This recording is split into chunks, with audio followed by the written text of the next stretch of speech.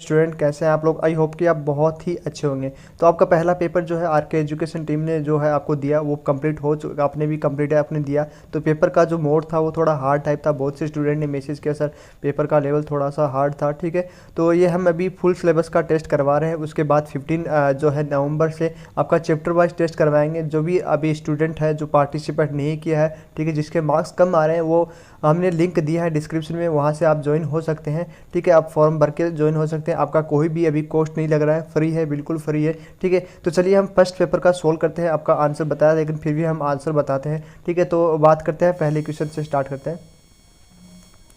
तो पहले क्वेश्चन की बात की जाए, ई कोलाई को था क्लेडोमोनास में निम्नलिखित में किसमें संबंध में कोई अंतर नहीं पाया जाता है, ठीक है। तो इसका आंसर क्या होगा, आप सोच लें एक बार, ठीक है। इसका आंसर क्या होगा, तो इसका आंसर की बात की जाए तो इसका आंसर है वो डी होगा, ठीक है। डी इसका सही आंसर है, ठीक है। तो जिस भी स्टूडेंट ने किया है उसने पता होगा कि डी इसका सही आंसर है, ठीक है। उसके बाद में है भारत में निम्नलिखित क्षेत्रों में से कौन कौन जैव विविधता का हॉटस्पॉट क्षेत्र है, ठीक है। तो इसका आंसर क्या जाने वाला है, ये सबको आपको जिसको भी नहीं आता एक बार आप भी सोल्व कर सकते हैं, ठीक है। तो इसका आंसर भी डी ही जाने वाला है, ठीक है। तो इसका आंसर भी डी ही जाने वाला है सेकंड का, ठीक है। उसके बाद वे कहते हैं कि साइनोबैक्टीरिया को कहा जाता है, ठीक है। तो इस क्या कहा जाता है, प्रोटेस्ट है, सुनहरी शैवाल, नीली हरी शैवाल और स्लाइम मोड्स, ठीक है। तो क्या कहा जाता है, सबको पता है कि थर्ड में जो है स्लाइम मोड इसका जो है आंसर आएगा, ठीक है। इसके बाद में आता है निम्नलिखित हार्मोन युग्मों से कौन से ऐसे हार्मोन उदाहरण है, हार्मोन के उदाहरण देने हैं जो सरलतापूर्वक लक्ष्य कोशिका की कोशिका के पार गुजर कर उसके भीतर ग्राही में बन जाते हैं, ठीक है। यदि आप हम क्वेश्चन नहीं पढ़ेंगे आप पढ़ सकते हैं, अब सीधा डायरेक्ट आंसर बताएंगे थर्ड का फोर्थ का, ठीक है। और जो भी स्टूडेंट इंग्लिश मीडियम से हैं हम उसका इस बार जो है हिंदी इंग्लिश दोनों मोड रखेंगे तो आपको ईजिली ही समझ में आ जाएगा। तो ऐसे नहीं सोचे कि इंग्लिश मीडियम में पेपर नहीं बनाया गया, ठीक है। तो नेक्स्ट जो पेपर होगा वो हिंदी इंग्लिश दोनों मीडियम में होगा, ठीक है। तो इसका जो आंसर फोर्थ में जो आंसर जाने वाला है इसका कोलेस्ट्रॉल और टेस्टोस्टेरोन इसका आंसर जाएगा, ठीक है। ये एक एनसीईआरटी का क्वेश्चन है, ठीक है। उसके बाद में है कि केंद्र कला अनुपस्थित होती है, ठीक है। तो किसमें है जो केंद्र कला अनुपस्थित होती है, ठीक है। तो पांचवें में जो आंसर जाएगा वो जो है डी आंसर जाएगा, डी आंसर जाएगा नॉन स्टॉप में, ठीक है। उसके बाद में वॉल बॉक्स में। उसके बाद जंतु जगत में सर्वाधिक प्रचुर किसमें पाया जाता है, ठीक है। जंतु जगत में सर्वाधिक प्रचुर प्रोटीन है, ठीक है। तो सबको पता है जंतु में किस में है, ठीक है। तो इसका आंसर जाएगा सिक्स में बात करें तो सी कोलेजन जाएगा, ठीक है। इसके बाद में हम बात करते हैं बहुकोशिकीय को तंतु में शैवालों एवं मांस में प्रोटीनिमा तीनों में से संबंध में से एक समान है, ठीक है। तो क्या है इनमें, ये भी सिर्फ एनसीईआरटी का जो है सवाल है, क्वेश्चन है, ठीक है। तो आप एनसीईआरटी यदि पढ़े हो अच्छे से तो आपको पता है खंडन द्वारा गुणन, ठीक है। उसके बाद में 8 की बात की जाए तो 8 में जो आंसर है वो क्या आने वाला है, 8 के आंसर की बात की जाए तो 8 में आंसर है वो सी दिया गया है, ठीक है। ब्रेड और बियर जो है बनाने में प्रयुक्त यीस्ट एक कवक है, ठीक है। तो इसमें अब 9 की बात की जाए तो 9 में क्या आंसर वाले हैं, तो 9 में कोमेलाइना ए का हम दिए हैं, ठीक है। ये एनसीईआरटी से बाहर है, आप इसको अच्छे से पढ़ ले, ठीक है। यदि आपका 10वें क्वेश्चन की बात करें तो 10वें क्वेश्चन में जो है इसका आंसर जाने वाला है सी ब्रेड तथा बियर, ठीक है। तो 10वें आंसर का जाने वाला है सी, ठीक है। उसके बाद में 11वें आंसर की बात करें, अनारवृत्ति की फर्स्ट बीज सॉफ्ट वुड स्पर्मेटोफाइट्स भी कहा जाता है क्योंकि इसमें नहीं पाए जाते। क्या नहीं पाए जाते हैं, ये सबको नहीं पता हो तो ये थोड़ा सा एनसीईआरटी बाहर नहीं है, एनसीईआरटी में है, तो डी इसका आंसर जाने वाला है। तो जिस भी स्टूडेंट ने हमारा पहला पेपर नहीं दिया है वो जो है टेस्ट सीरीज़ का हम लिंक डिस्क्रिप्शन में दे दिए, वहाँ से ज्वाइन करके आप टेस्ट सीरीज ज्वाइन कर सकते हैं, ठीक है। उसके बाद में 12वें क्वेश्चन का आंसर बताया, नारियल पानी तथा नारियल का खाने भाग समतुल्य होता है। तो इसका आंसर अधिकतर स्टूडेंट को कन्फ्यूजन होगा, तो इसका फर्स्ट जो है आंसर वो सही है, ठीक है। उसके बाद में 13 नंबर का क्वेश्चन की बात करें कि वेक्सलरी पुष्प किसका है, तो उसकी बात करें तो इसका 13 का आंसर जाने वाला है ए फेबेसी कुल का, ठीक है। जिस भी स्टूडेंट ये तो ये एनसीईआरटी का क्वेश्चन है, ठीक है। तो आप इजीली इसको सोल्व कर सकते हैं। 14 नंबर की बात की जाए तो इसमें जो आंसर आप क्वेश्चन आराम से पढ़ सकते हैं, ठीक है। तो 14 नंबर के क्वेश्चन की बात की जाए तो इसमें जो आंसर आएगा वो सी आएगा, ठीक है। कपास उत्पादन की वृद्धि हेतु बीटी कपास, ठीक है। अब ये जो भी स्टूडेंट है, जो भी नीट है, आरपीयूटी है, जेई जेट है, बीएससी नर्सिंग है, सब इसके क्वेश्चन सोल्व कर सकते हैं। हालांकि बीएससी नर्सिंग को ये हार्ड पेपर लगेगा लेकिन फिर भी आप चॉइस आप सोल्व करें, ठीक है। उसके बाद में 15 नंबर की बात की जाए तो ये प्लेटिना अमेरिकाना के संबंध में कौन सा है, ठीक है। तो आप पूरे ये एनसीईआरटी की लाइन है, बिल्कुल एनसीईआरटी की लाइन है। इसमें जो आंसर जाने वाला है वो आंसर जाएगा बी। ये बहुत बार एग्जाम में पूछा गया है, तो सभी स्टूडेंट इस क्वेश्चन की ओर ध्यान दें, क्योंकि ये जो है जेट आईसीआर में बहुत बार और नीट में बहुत बार ये क्वेश्चन पूछा जा चुका है। ठीक है, उसके बाद में बात करें कि 16 पोषण की सर्वाधिक विविधता पाई जाती है। ठीक है, तो किस में पाई जाती है, ये आप इसका जो आंसर की बात करें तो 16 में आएगा सी। ठीक है, मोनेरा में। ठीक है, ये अभी एनसीईआरटी का ही क्वेश्चन है। ठीक है, तो आप अच्छे से समझ लें। उसके बाद में 17 की बात करें तो 17 में क्या आएगा, 17 में आंसर की बात करें तो इसमें भी सी ही आएगा। स्त्रियों में जो है इसमें भी सी ही आंसर आएगा। स्त्रियों में एफएसएस पहले अंडाशय कोशिकाओं के विशिष्ट गायों से जुड़ता है। ये जो है आपका 22 चैप्टर का है।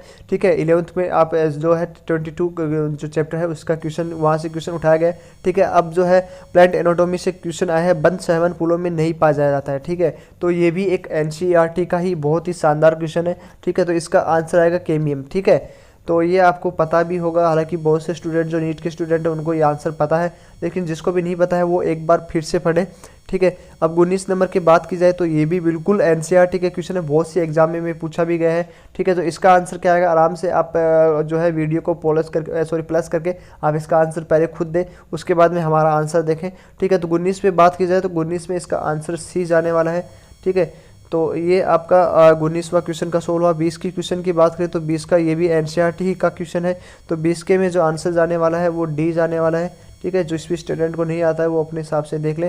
ठीक है, उसके बाद उत्परिवर्तन प्रेरित किए जाते हैं, तो किसके द्वारा किए जाते हैं, इसका आंसर जो जाएगा वो सी जाएगा, गामा विकिरणों से। ओके, तो ये तो लगभग स्टूडेंट को पता है। ठीक है, उसके बाद 22 की बात की जाए तो 22 की बात की जाए तो इसमें आंसर जाने वाला है वो सी जाने वाला है, हरित लवक जाने वाला है। ओके, उसके बाद में बात करते हैं कि वायु परागण सामान्यतः पाया जाता है, किस में पाया जाता है, 23 में बात करें तो बी घासों में पाया जाता है। ओके, ये बिल्कुल एनसीईआरटी का क्वेश्चन है, कोई भी स्टूडेंट इसको एनसीईआरटी से बाहर नहीं माने, बहुत सी एग्जाम में ये पूछा जा सकता है। फॉर एग्जांपल नीट, आईसीआर और जेट में, ये जेट में बहुत बार ये पूछा गया है। ठीक है, तो जितने भी जेट के स्टूडेंट हैं वो ये इस पर फोकस करें। ओके, इसके बाद में हम बात करते हैं 24 नंबर में कि रीनल पिरामिड किसका भाग नहीं है, तो ये भी बिल्कुल एनसीईआरटी का क्वेश्चन है। आप यदि एनसीईआरटी पढ़ते हो तो आपको ये क्वेश्चन है वो सोल्व हो जाएंगे। इसका जो आंसर है वो ए जाने वाला है, हालांकि बहुत से स्टूडेंट को ये इनके आंसर पता है। ठीक है, अब बात करते हैं कि 25 की बात करें तो आपको इसका जो आंसर है वो ये थोड़ा सा एनसीईआरटी में बाहर है, तो सी इसका आंसर जाने वाला है। ठीक है, हालांकि ये एनसीईआरटी में दिया हुआ भी है। ठीक है, तो आप बायोटेक्नोलॉजी ये पढ़ोगे तो आप उसमें दिया हुआ मिलेगा आपको। ठीक है, 26 की बात करी जाए तो 26 में जो आंसर है वो बी जाने वाला है। तो जो भी स्टूडेंट अपना उसको अपने स्वार पेपर सोल्व कर रहा हो तो ये दे ले। ठीक है, यदि आपको पेपर में अब यदि सी आप जो है पेपर देना चाहते हैं हमारे साथ, हमारे टीम के साथ जुड़ना चाहते हैं, तो लिंक है मैंने डिस्क्रिप्शन में दिया है, वहाँ से आप अपने जो है गूगल फॉर्म भर दें। ठीक है, और हमारे कॉन्टैक्ट नंबर भी आपको डिस्क्रिप्शन में मिल जाएंगे, वहाँ से हमको व्हाट्सअप मैसेज करके आप और भी ज़्यादा इन्फॉर्मेशन ले सकते हैं। ठीक है, उसके बाद में बात करते हैं 27 की, तो 27 का जो आंसर जाने वाला है वो ए जाने वाला है।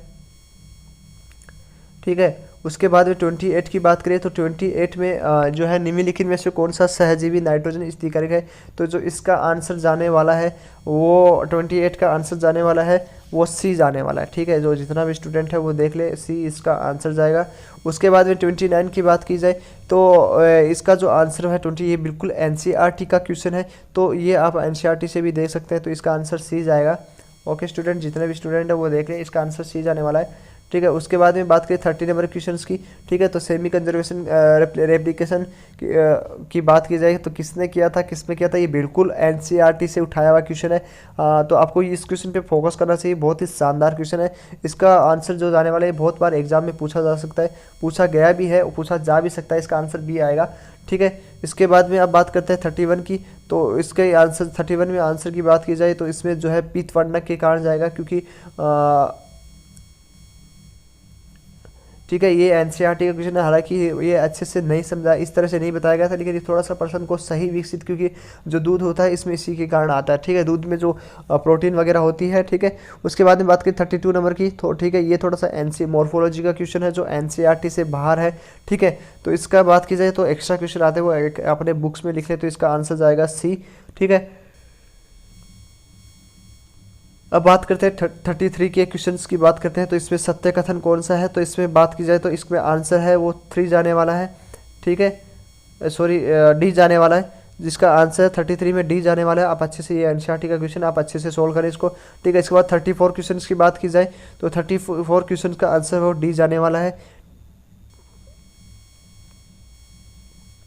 उसके बाद में 35 क्वेश्चन की बात की जाए तो उसमें भी डी ही जाने वाला है, ओके। उसके बाद में 36 की बात की जाए तो इसमें जो है ये भी एनसीईआरटी का बहुत अच्छा क्वेश्चन है, क्योंकि बहुत से एग्जाम में ये पूछा गया है। तो 36 की बात करें तो इसमें जो आंसर है वो बी जाने वाला है। तो जिस भी स्टूडेंट को यदि कुछ समझ में नहीं आ रहा वो कमेंट बॉक्स में कमेंट करके पूछ सकते हैं हमें।